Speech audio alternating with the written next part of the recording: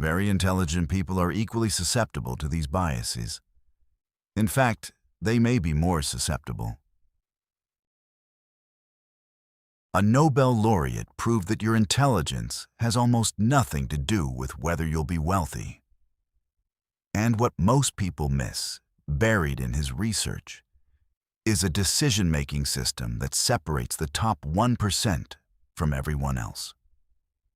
I'm going to show you exactly what it is.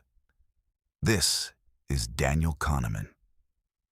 He won the Nobel Prize in economics without ever taking an economics class. He spent 50 years studying one question. Why do brilliant people make catastrophically stupid decisions with money? I've turned his core framework into a one-page checklist you can use before any major financial decision. Link in the description. Download it now, because by the end of this video, you'll understand exactly why you need it. But first, you need to hear what Kahneman actually discovered. And fair warning, the first bias he exposes is the one you'll want to deny the most. Here's what Kahneman proved. We are prone to overestimate how much we understand about the world and to underestimate the role of chance in events. This isn't a problem of intelligence. In fact, intelligent people are often worse at this. Why? Because smart people are better at constructing coherent stories that justify their decisions. They're better at fooling themselves. The smarter you are, the more sophisticated your self-deception. That's the intelligence paradox. And it explains why hedge fund managers with PhDs from Harvard underperform index funds year after year. Did you catch that? Kahneman just told you that the more confident someone sounds about money, the more likely they're fooling themselves and you. Keep that in mind. Because what he reveals next is why most expert financial advice is statistically worthless. Kahneman studied financial professionals for decades. Here's what he found. The illusion of skill is deeply ingrained in the culture of the financial industry. Skill is difficult to distinguish from luck. The data is brutal. Most professional stock pickers perform no better than random chance. But they genuinely believe, that they have skill. Facts that challenge such basic assumptions are simply not absorbed. The mind does not digest them. They're not lying to you. They're lying to themselves first. And Kahneman proved it. He's talking about your financial advisor, your portfolio manager, the person you trust with your retirement. But here's what's even more uncomfortable. He's also talking about you. Because the next bias he exposes is the one you use every single day without noticing. We believe we understand the past, which implies the future should be knowable. But we understand the past far less than we believe. We are storytelling animals. We see patterns where none exist. A random event becomes, in retrospect, an inevitable outcome that any competent analyst should have anticipated. This is the narrative fallacy. Your brain turns chaos into a story. And once you have the story, you believe you could have predicted it all along. That's why you think you knew crypto would crash. You didn't. You constructed that knowledge afterward. But Kahneman found an even more dangerous bias. One that's probably costing you money right now in your current portfolio. And most people can't see it, even when it's explained to them. If you're realizing right now that everything you thought about financial expertise, including your own, might be backwards, you need to subscribe. This channel breaks down the psychology that separates wealth builders from wealth destroyers.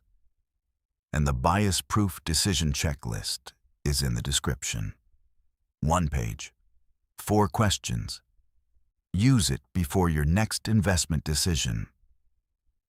Because what Kahneman reveals next is the bias that makes smart people hold losing stocks for years while selling winners too early. Losses loom larger than gains. The fear of losing $100 is more intense than the hope of gaining $150. This is loss aversion, and it flips your decision-making exactly backwards. We're risk-averse when we're winning, and risk-seeking when we're losing, exactly the opposite of what rational decision-making would require. You hold losing stocks hoping they'll recover. That's risk-seeking when you're losing. You sell winning stocks too early because you're afraid of giving back gains. That's risk-averse when you're winning. That's not strategy. That's your biology sabotaging your wealth. Be honest with yourself right now. Look at your own investments. Which ones are you holding because you believe in them? And which ones are you holding because selling would mean admitting you were wrong? That feeling of resistance you just felt? That's loss aversion protecting your ego, and it's expensive. Regression to the mean is a statistical phenomenon, but we consistently fail to anticipate it. After an unusually good year, we expect another good year. After an unusually bad year, we panic and make changes. But performance tends to regress to the mean. The planning fallacy is our tendency to underestimate time, costs, and risks while overestimating benefits. We know most projects run over budget, yet we believe ours will be different. You're not special. Your investment isn't special. Extreme performance, good or bad, usually reverts to average. Kahneman proved it, but knowing it doesn't stop your brain from ignoring it. Everything you've heard so far, the intelligence paradox, the illusion of skill, narrative fallacy, loss aversion, regression to the mean, these are the biases that trap 99% of investors. But Kahneman didn't just diagnose the disease. In the next 90 seconds, he reveals the cure. And this is the part almost everyone misses. The way to overcome these biases is to adopt what we call the outside view. Instead of focusing on your specific case, your feelings, your intuitions, your personal narrative, you look at the statistics of similar cases.